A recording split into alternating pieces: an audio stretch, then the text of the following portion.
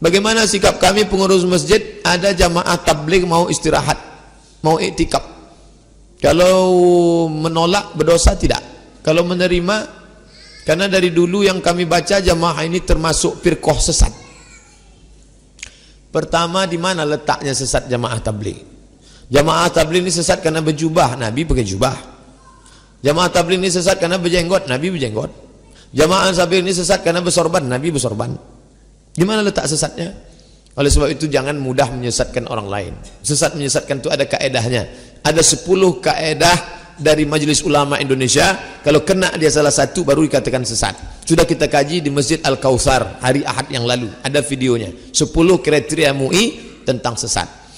Lalu kemudian kalau jamaah mau datang mengiktikaf di masjid, pengurus harus musyawarah. Nanti dibolehkan dengan catatan. Jangan menggantung-gantung pakaian, jangan tidur telungkup air liur tumpah di sajadah, jangan baik catatan. Adapun tidak sama sekali tak bijaksana. Ini dakwah, mengajak orang ke jalan Allah. Banyak yang ustaz tak bisa. Ustaz Somad ceramahnya kan di masjid. Yang ngajak ke pintu-pintu itu siapa? Yang berani ngetok pintu? Untuk pintu rumah-rumah polisi siapa yang berani? Pak, ayo sholat Pak. Jangan ajak saya, bisa. Besok datang dia lagi. Pak, sholat Pak. Ente tak takut sama saya? Besok datang lama-lama muak bapak tu. Iyalah, ayolah ke masjid. Zaman sekarang banyak anak muda yang rambutnya model-model. Ada hadis melarang qaza. Tolong jelaskan Pak Ustaz. Qaza itu tak habis potongnya. Potong sini, tinggalkan sini. Macam ayam kalkun. Potong tipis sini, potong sini, dicak. Kalau dulu di kampung saya namanya rambut cakuk-cakuk. Dulu itu orang begitu. Dulu kalau ada begitu orang malu keluar. Memang dunia ini sudah mau kiamat. Oleh sebab itu anak-anak muda tak boleh ini. Nabi melarang. Maka yang dilarang Nabi itu hukumnya haram. Alaikum bisunnati, ikutilah sunnahku. Kata Nabi kalau mau cukur, cukur semua. Kalau mau pendek, pendek semua. Kalau mau gundul habis, gundulkan semua. Jangan buat begitu. Karena ini ciptaan Allah yang baik. Siapa yang membisikkan itu? Setan. La ughwiyannahum, aku akan sesatkan mereka. Wala udillannahum, aku sesatkan mereka. Wala umanniyannahum, aku buat dia berangan-angan, berhalusinasi. Aku yang paling ganteng, aku yang paling hebat, aku yang paling keren, aku yang paling, aku paling. Dia merasa aku. Orang lain nengok dia. Ustaz bisa ceritakan sedikit sirah tentang Hasan Al-Banna dan perkembangan dakwahnya. Hasan Al-Banna risau menengok Turki Utsmani sudah hancur 1924. Sultan Abdul Hamid digulingkan, naiklah presiden yang bernama Mustafa Kemal Atatürk di Turki. Sekuler habis, azan tak boleh pakai mikrofon, suara-suara tak boleh, dibubarkan pengajian-pengajian, masjid dirubah menjadi museum. Maka sampai ke Mesir, Hasan Al-Banna gelisah, akhirnya dia mengajak. Yang diajaknya bukan ulama-ulama, tukang cukur, tukang jaga toko, 6 orang, 7 orang kumpul bersama memikirkan, akhirnya buat pengajian perkumpulan sederhana saja, simple, akhirnya menjadi besar dan membentuk partai. Itulah namanya partai IM, Ikhwanul Muslimin. Tapi pemerintah tak suka, akhirnya ini harus dihabisi, menjadi partai yang terlarang. Lalu kemudian rezim Gamal Abdul Nasir 1966 menggantung Sayyid Qutb digantung 1966 gara-gara dituduh subversif mau mengganti negara menjadi negara Islam. Ustaz, bagaimana caranya agar Hasan Al-Banna meninggal syahid? Maka dia disebut Al-Imam Asy-Syahid Hasan Al-Banna. Bagaimana caranya agar tidak gugup atau grogi ketika berbicara di depan umum? Apakah ada sarana di dalam Islam untuk bisa lancar tidak gugup berbicara depan umum? Saya pulang 2008 silaturahim ke rumah Dr. Mustafa Umar, diajaknya ke TVRI yang di Rumbai dekat Danau Buatan. 2008 bulan Ramadan. Kerja saya bawa acara, kerjanya buka tutup aja. Assalamualaikum warahmatullahi wabarakatuh. Pemirsa TVRI yang dimuliakan Allah, marilah kita dengarkan ceramah Dr. Mustafa Umar. Habis itu beliau ceramah, habis itu demikianlah, terima kasih, wassalamualaikum. Itu aja.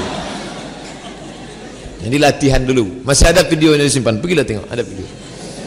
Masih ada. Banyak yang terkejut tengok video. Ini ustaz nih, ya. Sampai di situ latihan, ada senam muka namanya. Yang melatih itu Dr. Masyhuri. Dr. Masyhuri yang di masjid itu melatih.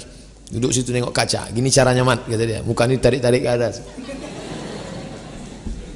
Cara. Habis itu ditonton, tengok ke mana, miring-piring gini, lurus. Nah, itulah.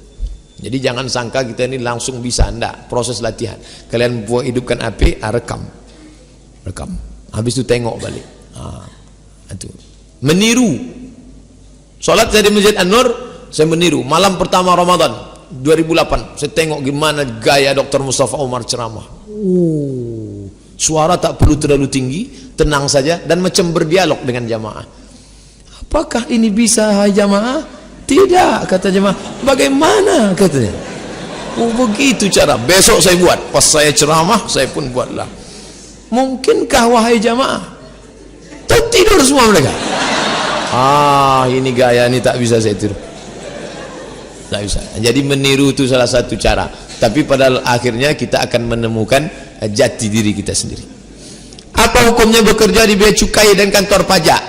Hadis tentang pajak dan cukai itu dulu pada zaman Romawi dan Persia, karena pada zaman itu cukai dan pajak itu memang untuk kekuasaan raja, untuk berpoya-poya. Adapun ketika dipakaikan untuk maslahat umum, untuk bangun jembatan, untuk bangun rumah, untuk buat jalan, memang dipakai untuk maslahat umum, maka dibolehkan. Bukan kata saya itu fatwa ulama Saudi Arabia. Ketika heboh masalah cukai, saya ketik hukumut dharibah. Dharibah artinya pajak cukai, enter. Begitu kata para ulama Saudi Arabia. Kalau untuk maslahat ammah. Nah, negara kita ini kira-kira pajak kita ini untuk maslahat ammah atau untuk pribadi? Pikirkanlah baik-baik. Apakah ada dalilnya setelah mengerjakan sholat sunat kemudian bergeser sedikit? Setiap tempat-tempat sholat akan menjadi saksi di hadapan Allah. Memperbanyak sholat di masjid-masjid. Dulu ada Kapolda di Riau ini, waktu dia menjabat, selama dia tugas tak pernah sholat subuh di masjid yang sama. Masjid ini sholat subuh. Selama tugas di Pekanbaru pindah sini, pindah. Kenapa? Dia ingin setiap masjid itu akan menjadi tempat saksi di hadapan Allah SWT. Berapa tahun dia jadi Kapolda sini? Setiap tempat tu dia pindah. Dan kalau dia sholat di situ, ada orang di situ dikasihnya duit semua yang sholat subuh situ. Makanya banyak yang ngikuti dia besok-besoknya. Jadi kenapa orang tadi pindah? Dia ingin menjadi saksi di hadapan Allah Subhanahu wa taala. Wa naktubu ma qaddamu wa asarahum. Kami menulis. Jadi saya enggak pindah-pindah berarti tak ditulis? Ditulis. Hikmah di balik itu apa? Kalau kita pindah tempat, kenalan baru, teman baru. Assalamualaikum, apa kabar? Itu sebenarnya yang ingin diajarkan. Contohnya ketika masuk masjid, salat tahajud masjid, setelah selesai bergeser sedikit. Bagus, tak salah. Apalagi di Masjidil Haram. Dari sudut ini, dari sudut ini, dari sudut ini, menengok banyak, kenalan sama orang, bertukar cerita. Saya tak bisa bahasa Arab Pak Ustaz, bahasa Inggris tak bisa, bahasa Turki, Erdogan.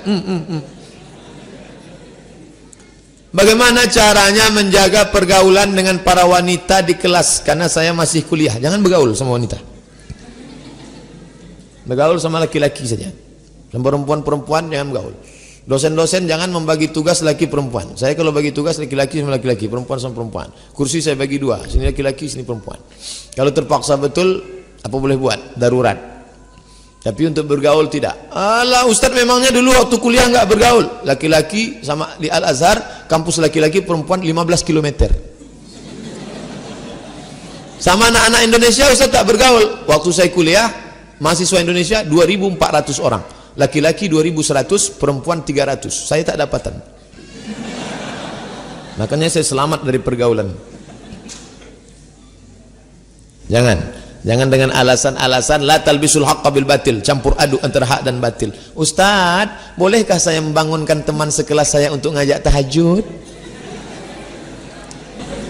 Bagaimana ingin menyampaikan ilmu yang kita dapat dalam kajian ke orang tua agar dia tak tersinggung? Karena kadang bertentangan dengan kebiasaan sehari-hari. Kenapa kebenaran mesti sampai dari mulut kita? Kenapa kebenaran mesti sampai dari mulut Abdul Somad? Ustaz Somad, ada Ustaz datang dari Jakarta, dia menyampaikan begini-begini. Bagus, kebenaran tak mesti sampai dari mulut kita. Kebenaran dari kita disampaikan dengan mulut Ustaz, mulut orang tua, nenek mama. Kita tahu orang tua kita itu tak pernah melihat kita besar. Orang tua tidak pernah melihat anak itu dewasa. Berapapun umur kalian, di depan mata orang tua, kalian adalah anak kecil yang baru pandai berjalan. Maka ketika kalian ceramah, dia tidak simpati, dia lucu nengok anak kecil ceramah. Anak kecil udah pandai ceramah. Sampaikanlah kebenaran lewat mulut siapa? Kakaknya, makciknya, nenek mamaknya, tokoh masyarakatnya, tokoh adatnya. Biarlah kata itu sampai dari mulut mereka. Apa isi pesan substansi yang mau disampaikan? Berkerudunglah. Lihat nenek mama, Nenek mama itu siapa dia? Dialah nenek mama awak yang didulukan selangkah ditinggikan seranting, batangnya tampek basanda, daunnya tampek dakanya tampek baselo. Dialah macam. Dia pun pakai patah petitih 2 jam selesai. Intinya satu aja, berkerudunglah. Bagaimana menyuruh adik perempuan dan ibu saya berhijab? Udah sampai udah, itu ujung-ujungnya. Bagaimana hukumnya jika kita tahu kredit rumah, motor, mobil itu hampir riba, tapi tetap kita lakukan kredit itu dengan dalih kebutuhan mendesak hingga lunas? Bukankah itu kita memaksakan diri? Apakah barang yang kita beli itu riba selamanya? www.google.com, tulis di situ SOMADMOROCCO spasi kredit. Somat Morocco kredit. SOMADMOROCCO, Somat Morocco spasi kredit. Nanti dapat tulisan uang dengan uang riba, uang dengan barang tidak riba. Mengapa Imam Syafi'i marah bila mencari kebenaran Islam melalui filsafat? Filsafat yang mana? Filsafat Yunani yang masuk waktu itu ada filsafat wujudiyah. Yang benar itu mesti ada tampak dengan mata. Maka yang tidak tampak dengan mata berarti tidak benar, tidak Tuhan. Maka Tuhan tidak ada, malaikat tidak ada, kiraman katibin tak ada, surga tak ada, neraka tak ada, azab kubur tak ada. Itu yang dia benci. Adapun cara berpikir mengajak orang masuk Islam, Wasil bin Atta yang katanya Mu'tazilah dalam satu debat pernah mengislamkan 60.000 orang. Hebat.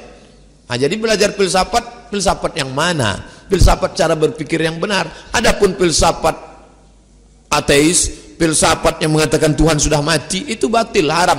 Makanya kita disuruh baca, Iqra, baca. Apa yang dibaca? Baca buku filsafat, baca buku pemikiran. Tapi jangan lupa ada kerangkanya. Bismi rabbikal ladzi khalaq, atas nama Allah. Bertentangan dengan Quran, bertentangan dengan sunnah, buang jauh-jauh. Rabbana ya Rabbana